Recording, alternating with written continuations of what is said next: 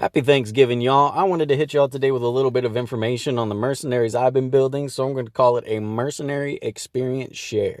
In no way is this a tier list, not even close. This is just, I've been building these 5 guys. I use these 5 guys a lot, and I'm going to tell you why I use them, what I use them for, what their strengths are, what their weaknesses are. And if you're interested in one of them, then maybe you could build them too.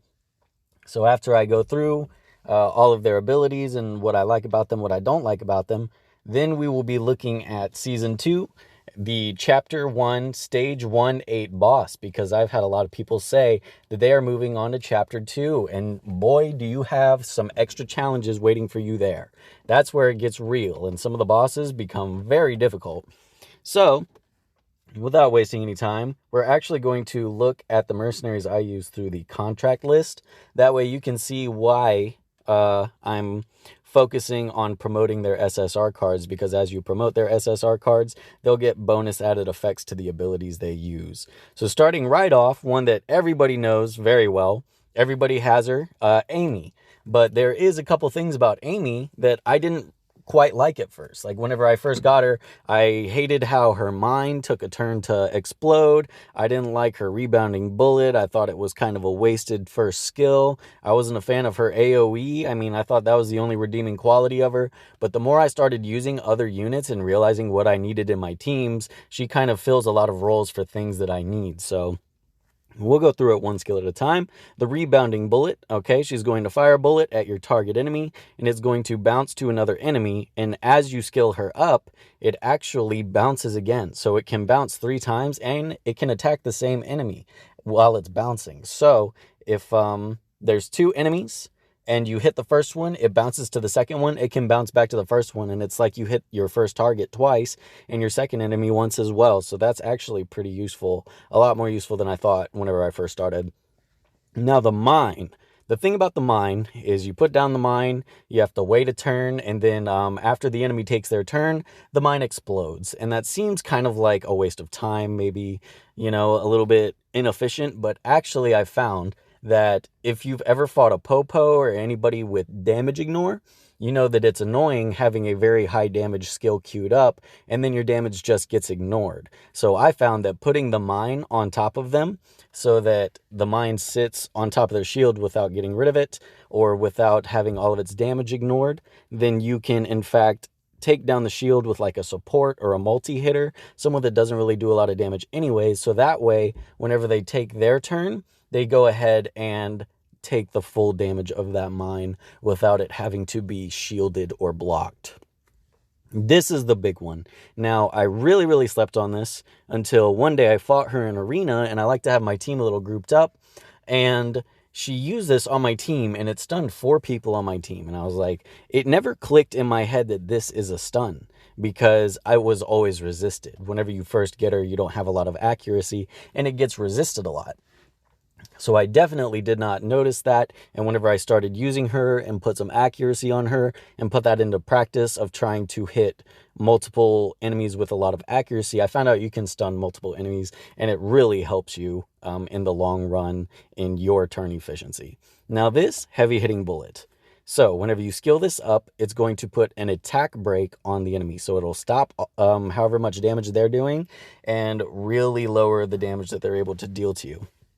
It shoots like 7 times. If you save it for whenever it's a strong enemy's turn, like a boss, and they're moving towards you and you use it, it will knock them back and interrupt their movement. So if they also have their rage bar full, and during that attack they start to use their rage attack, it will also interrupt the rage attack, and basically the enemy just wasted a full turn and their entire rage bar. And that is just the whipped cream on the pumpkin pie for Thanksgiving's sake. That is just very nice, and I've had it happen multiple times now. You can basically choose whenever you need to do it. So very convenient, very efficient. So I am definitely having a lot of fun with her. She has way more utility than I thought she did at first. The next character we'll be looking at is Bannon. Now, I originally got him because he has the AoE attack attack buff. And I'm like, okay, so that's going to be great for making my team do more damage overall. What I did not like about him was soaring wings. What this is ultimate. Whenever he uses it, he becomes a crow, or the crow takes over the battlefield. He becomes untargetable, unable to move, and every time it's his turn, he just recovers the HP of everybody in an area around him, and that's the end of his turn.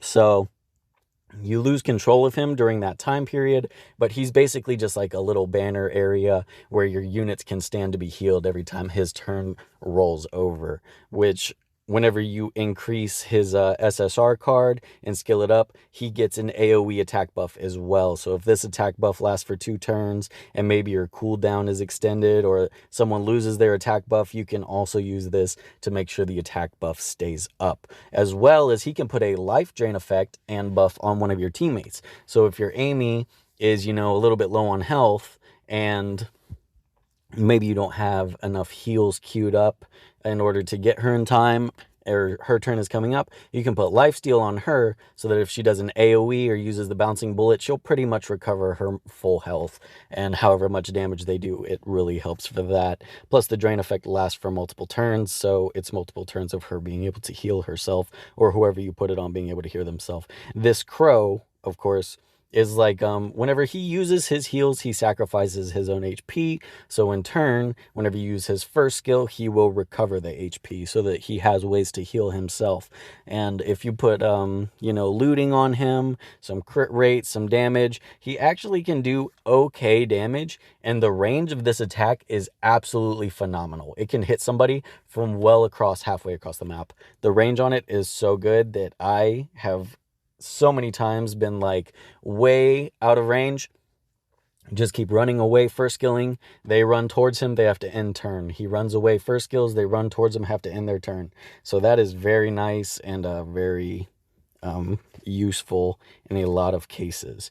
Now, one of my newest units that is not as built, I don't have the SSR card for, but I'm working on it, because whenever you promote her SSR card, this chopping axe is an AoE. So it'll hit in a cone in front of her and apply a defense break for 2 turns. So all the damage that the enemy is taking with that defense break is going to be increased for multiple turns, and she can hit multiple units with that at one time, which is also helpful for if she's up in someone's face like a Popo, and Popo puts a shield on the team, she can AoE and take off a stack of the shield off of everyone that's in that range, as well as this domination attack. Now this is actually pretty nice. What she does is she charges the enemy, she pushes them back a few yards, and then she hits them again to try to stun them. So it's a 2-hit attack that can take off 2 stacks of shield. It can push them back if they're too close to your allies, and then has a chance to stun them. Whenever you skill this up, it will also decrease their attack speed, so whoever you use it on,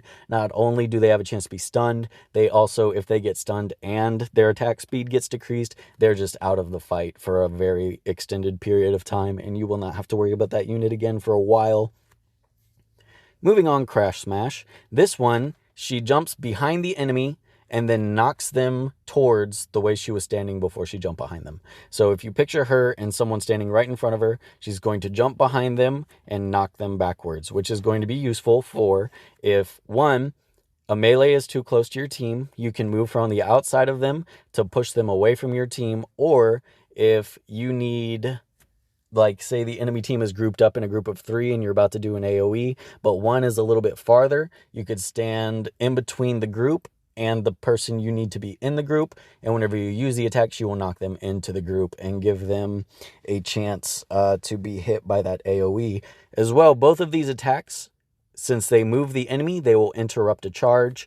If they're using an ultimate or a rage skill that takes time to complete, she can interrupt that, and she has a lot of interrupting capability. Whenever she uses this, it will decrease their movement range, so they will not be able to move very far at all. So if you're trying to stay away from somebody, there's no way they're going to catch you.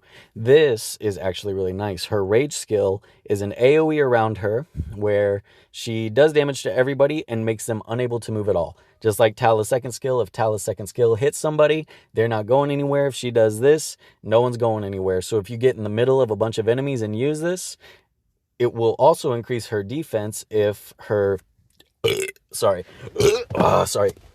If her rage skill is promoted, it will increase her defense. Everybody will practically be forced to attack her because she's going to be the only one in range for them to get. So that's covering 3 out of the 5. I wanted to go ahead and get all of these HARs guys out of the way so that we can look at my last 2.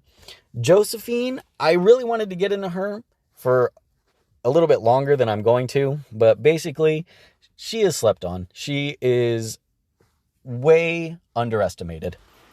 Basically, this first skill, not only does it hit 3 times, it is ranged and it pierces through the enemy that it is attacking. So, if Popo, again, I'm using him as an example because I'm sure anyone who's ever fought an arena has fought a Popo. So if Popo puts shield on everybody, if you can line up 2 or 3 of them in a line and use this ability, you will absolutely destroy every stack of shield that they have. If they have an iron who puts 3 stacks of shield on himself, she will be able to delete all 3 stacks of the shield, and just all stacks of damage ignore will be completely annihilated whenever she uses this skill. So that is very useful.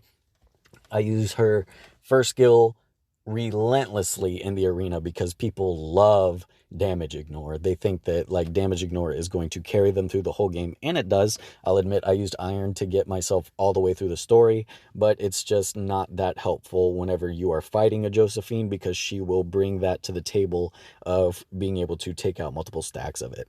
Now this nanoparticles, she recovers the HP of a selected ally by 36% of her total HP. So the more HP you stack on her, she's going to be able to do a pretty big heal on whoever she's healing as well. Whenever you promote her SSR card, it's going to put a shield as well. So if you put 36% of her HP back into the ally you use it on, you can also put 20% of her total HP as a shield to protect them from a future attack. So it's a shield and a heal at the same time. Moving on to shields, magnetic bomb grants the protection effect of all allies to 29% of her total HP for 2 turns. This is an area effect, so whoever it hits in that area is going to gain that effect. So potentially, if you hit 4 people with it, you have successfully shielded an entire Josephine's amount of HP plus some change, 20% or so. The big thing about this, promoting this skill increases the attack speed of the allies in that range by a chance. And you can actually increase that chance as well so that it's more likely to happen. When you do this, it can be a blessing and a curse. It can change the attack order of your units, but whenever you get through your first initial round of attacks from you and your enemy, you can absolutely expect everyone with a speed buff to be taking multiple turns before the ally is taking their turns, and there is nothing more valuable than your turns. So if you have the best unit in the game and fully built, it's not going to matter if that unit has a speed break and the enemy has a speed buff and they are just running circles around you taking turn after turn. So that's her big strength, is being able to go and give your entire team multiple turns. As well as moving on, her rage skill is basically whenever you use it, she targets the ally with the lowest HP and recovers 10% of her total HP, multiple times. It just like ticks until they're basically full. And it can also grant protection on them for 20% of her total HP. And as you skill that up, the protection effect, it gets more potent. So she is the queen of shields. If you need shields, she is there. She is there with shields. She's there with heals, multiple shields, and an AoE speed increase. Very, very valuable. I am absolutely in love with her right now. So that's why she stays on my team. I actually took her off for a while before I was looking through everyone's skills trying to find a speed buff. And I found that she was the one that had it. And I was like, well, isn't that ironic that I ended up deleting or selling a lot of her cards? And that's the skill I needed to promote. Last but not least, Tala. This seems to be a very controversial unit for some reason. The reason being, the team compositions that she works for and against can be a little bit complicated. So I'm going to get into why I use her for my team. I'm not going to say if she's good or bad for your team. I don't play anyone's teams except for the ones I'm using, and I've seen her in the arena multiple times, but I'm going to go through her skills one at a time as well. The spear throw is a pretty decent distance. The farther away she is from the enemy, the higher the damage is. So if you're like right next to the enemy, it's not going to do quite as much as if she was maximum range farther away. And as you promote that skill, the range gets phenomenal. It will cover a very large distance of the map. Snare throw, this one is not limited by range, and it is constantly a solid 155% of the attack, and it does go up. That attack does go up. I've seen it up to 200 before. Yeah, right. And also as well, whenever you promote this, it becomes an area attack. So how she uses this kind of nuki single target to immobilize an enemy, promoting that will make it a nuki, a little bit AoE that does less damage to the targets around her, but can immobilize multiple units at one time, which is very valuable. This is the main reason I got her. So whenever you use her third skill, she'll do a flip, put a flag at her feet that puts an area circle around the flag that increases the crit rate of all allies inside the flag. Now, the thing about this is if you are using melee units and they have an attack that either jumps or dashes, or they need to run out of the flag range, this will be useless. They will get out of the flag range and it will not benefit them at all. So how you want to use this is you want to use it in the middle of a bunch of units that are going to be staying in that circle. So that's another bit of a controversy on whether she's good or bad, because if your team is melee heavy and she uses this skill close to the group of enemies to help benefit everyone with the flag, then her first skill isn't going to be doing as much damage. If you are farther away so that her first skill can max out on damage, the flag is probably not going to help your melee units. So you have to, figure out your team composition and synergy and decide whether or not that's worth it. Now, the thing about the crit rate buff is that is essentially a free stat. So if you're buffing your crit rate, we'll say it buffs 30% of your unit's crit rate. Say you need 100% crit rate. We'll pretend that that's an absolute requirement for everything, and you just want to crit 100% of the time. Well, 30% crit rate is not that easy to get on every character for all of your gear. So if you wanted to take 30% crit rate and maybe you had a different piece of gear that has, 100 speed, 100 attack speed, or maybe, it has 30% attack, but you don't want to sacrifice that crit rate, she's able to replace that requirement and able to fill that gap of crit rate for your unit so that they will still be able to crit efficiently and they can move their stat priorities around and maybe grab a little bit of extra HP if they're struggling staying alive, grab a little bit of extra damage if they need a little bit more damage, and she will do that for every unit. So essentially, she's lowering the amount of substats you need total for your team by 150, and 150% in substats total is a very big deal, and that's why I like this ability so much. Very good for some teams, very bad for some teams. It's up to you to gauge whether your team is going to benefit from this or not. Now, Wild Hunter is her ultimate, where she will do somersaults like Sonic the Hedgehog and charge the enemy and hit 3 enemies. And this can hit the same enemy and it will put a movable on them. It does decent damage. So she will bounce through everybody like Sonic, or if there's one enemy, she'll basically bounce to them 3 times. And as you promote it, the SSR, the damage increases if she hits the same enemy. So if there's a boss, it's going to be very useful to take out the boss if he's there by himself. So if you have noticed the theme of my team, everybody benefits everybody, and it's very helpful in the sense of synergy. So we will be taking this team into Season 2, Chapter 1, 1-8 Boss. This is going to be a hard stop for a lot of people because he can be a little bit complicated. We're going to look at his skills. Madness. Uses the rage skill additionally when defeating an enemy. What is his rage skill? Which one is it? Anyways, his rage skill is he hits somebody for a shit ton of damage and kills them. Fully recovers the rage bar when you defeat the enemy and inflicts damage to all enemies by 100% of the attack. And he basically just has attacks that stun and deal a lot of damage. And he is like a super bruiser. He will kill somebody, and if he kills them with his rage skill, he will recover his rage skill and use it on the next one. If he kills them, he will recover his rage skill and use it on the next one. If you've ever played League of Legends, this is Darius, and he is using his ultimate to get a pentakill on your entire team. So how do we take care of an enemy like this?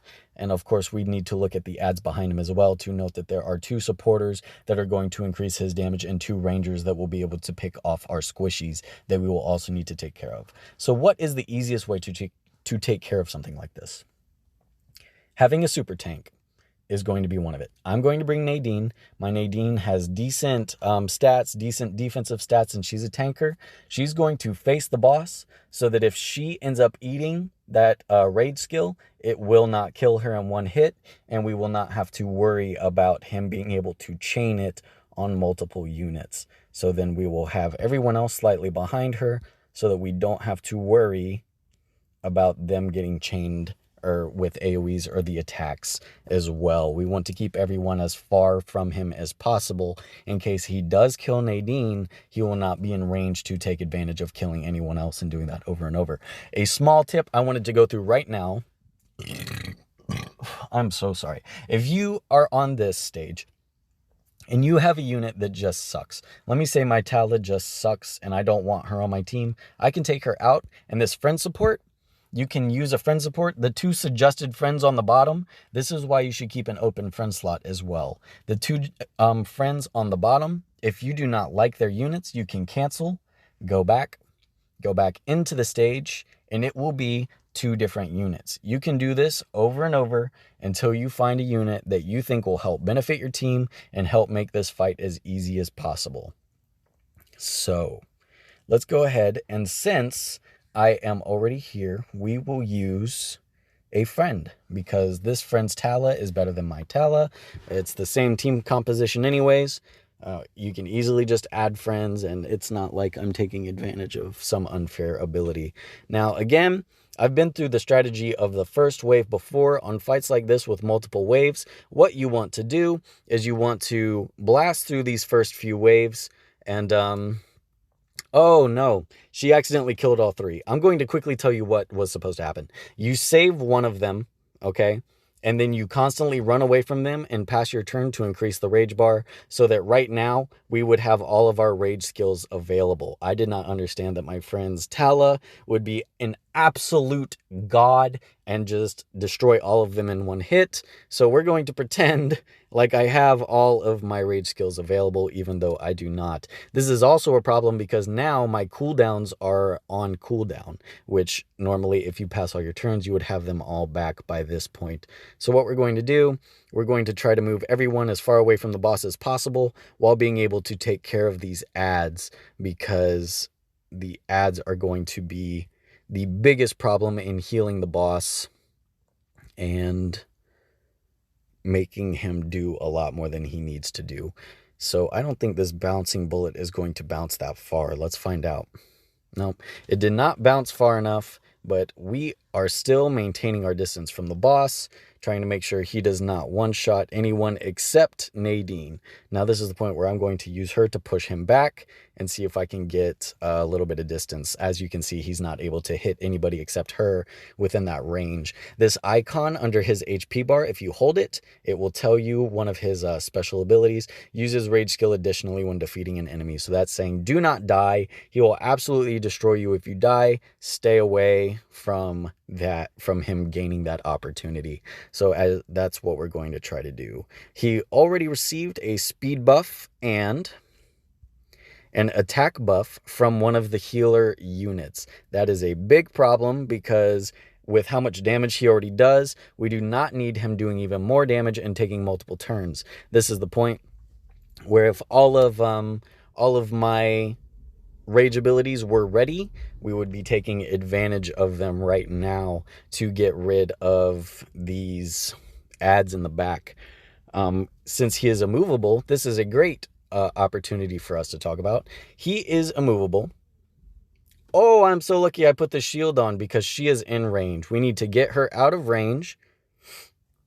Here's another small tip I want to do. Okay, so take a look at where my position is. I want to move this boss away from Amy, farther away, but I'm not quite in the range to pull him away from her with Nadine. So if I move Nadine to the corner of her circle and then I use my rage ability, not only does it push him back, well, I did forget that that pushes him back, but that resets her opportunity to move as well. So now you don't have to, if he was still in that same spot he was before, I would have been able to move behind him and get rid of, make extra distance between him and Amy. Amy seems to have died already so far, which should be fine at this point, as long as the boss does not kill Nadine. As long as your super tank is staying alive, then everything should be fine. You shouldn't have too much trouble with keeping the boss away. Another thing to note, if he is moving too close and you have a rage skill available that will push him back and he's about to land a kill on somebody you don't want him to land a kill on, you can absolutely use your rage skill to interrupt his pushback. See if we can immobilize him. There we go. Perfect. So that he cannot get a dangerous hit on someone else. Let's go ahead, and even though Nadine isn't my damager, I want to heal her a little bit and put some shields on her and give her the capability to not have to worry about dying. As we can see with this boss, the only real struggle that we will have is preventing him from getting that first kill. Once he gets the first kill, he's going to go on a rampage if he's within range, and he's going to end your entire team. Another good way to prevent him from doing that is to make sure that your HP, like your belt, is leveled up. You want to make sure your chest piece is leveled up, and you want to make sure just you have maybe HP percent on your gloves or your boots or defense, so that if one of your allies is dying too quickly, they won't die so quickly in the future. It's a shame that we lost Amy, because that would have easily been a 3-star. Hopefully that helps with anyone struggling on this boss. Now, as for my team, I will go ahead and tell you the strengths and weaknesses of it should you choose to imitate the team. Your strengths will be, you have full area team buffs. Everyone on your team is going to have multiple buffs. Buffs are just basically extra stats, extra, effects for your characters to take advantage of. Very helpful. Their AoE is devastating. Like, with being able to do an AoE defense break with Nadine, once I skill that up, everyone's going to take more damage. Being able to attack buff Amy and Tala, so that Tala can use that AoE immobilization. Amy can use her AoE third skill. There's just going to be damage going out the wazoo left and right to everybody.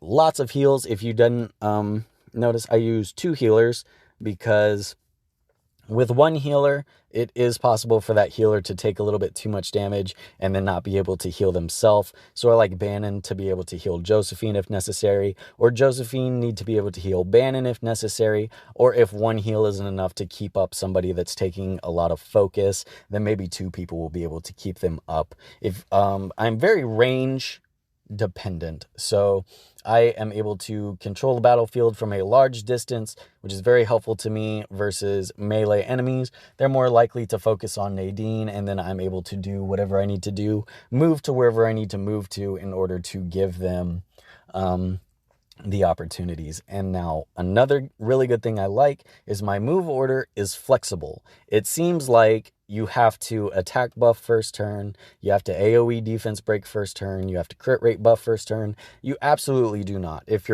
like someone's popo cuts in and puts a shield on everybody, Amy can put down the mine so that Josephine can take out the shield. It's volatile, or versatile, whatever the word is. Whatever situation comes your way, you are able to find a way around it and maybe spread out your turns a little bit so that you can save the abilities you need and use them at a good time. But moving on, it's not all great. It's not all sunshine and roses. The team also has weaknesses. A big one is it is accuracy dependent. If I did not have any effect accuracy, this team would be completely garbage.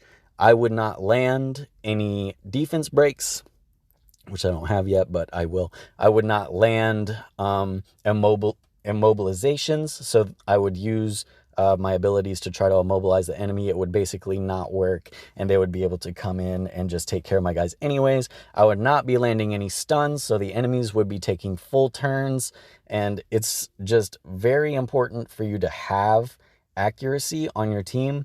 So that is a stat you need to kind of keep an eye on and make sure that they're getting so that they do work.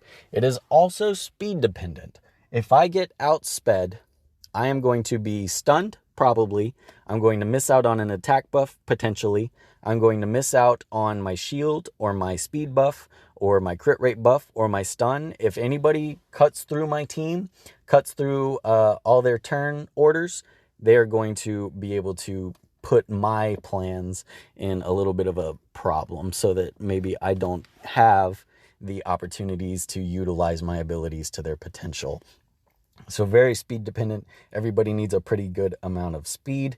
And grouped enemies, while not a requirement, the team is based on defeating grouped enemies. So if you're fighting someone's arena defense and they have an enemy in every corner and one in the middle, my AoEs are going to be useless. I'm not going to be able to use my AoEs. I might be able to buff everybody up before they have a turn to get to me, so it's not all bad. But if I want to use Amy's, third skill to stun a bunch of people, or if I want to use Nadine's first skill to defense break a bunch of people, it's not going to happen if the enemy is not grouped up. So it's also pretty much necessary for the enemy to be grouped up if you want that effect. So I will go through their stats and equipment right now, keeping in mind I am completely free to play. I have given CompToUs enough of my money. They will probably not receive very much more of it in any time soon. My gear is not perfect,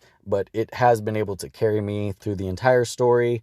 I am not having too much trouble in arena until I get to the teams that of course have like level 48s and people that are dropping the hot dollars on getting the best they can as fast as they can. So let's go ahead and just look at everyone's equipment. For Amy, I'm rolling with attack percent on the gloves, crit rate on the ring. I will be swapping this for crit damage once I have enough crit rate in my subs to bring her to 70. So her crit rate is 64% right now, which means with Nadine or with Tala's crit rate buff, 94%, she's critting almost all the time. And then of course boots with attack percent and a dash set to give her enough speed. Now my Nadine is going to need a lot more speed once that defense break comes into play. I'm using her super duper tank right now. In the future, whenever she has the AoE defense break, she's going to be a speed bruiser. So she's going to do decent damage, be able to take decent damage, but not be invincible, and a little bit of accuracy to put that defense break down, and a lot of speed to be able to do that before Amy needs to put down her AoE. Josephine is the big one. She needs big speed, big speed. I only have her attack speed to +9 right now, but that needs to change. That needs to become a 5-star, and it needs to be +15. I need 1,000 speed on her, because the faster she puts down that speed buff, the faster everybody can start cycling their turns again.